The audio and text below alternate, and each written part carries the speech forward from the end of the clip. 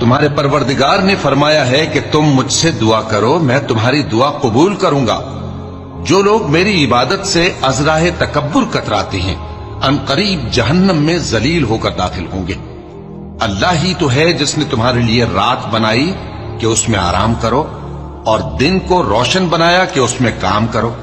بے شک اللہ لوگوں پر فضل کرنے والا ہے، لیکن اکثر لوگ شکر نہیں کرتے۔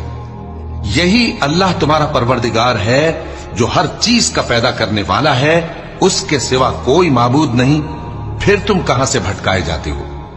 اسی طرح وہ لوگ بھٹکائے جاتے تھے جو اللہ کی آیتوں سے انکار کرتے تھے۔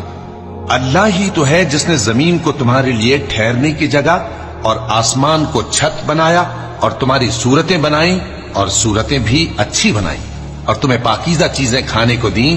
یہی اللہ تمہارا پروردگار ہے، سو اللہ رب العالمین بہت ہی بابرکت ہے۔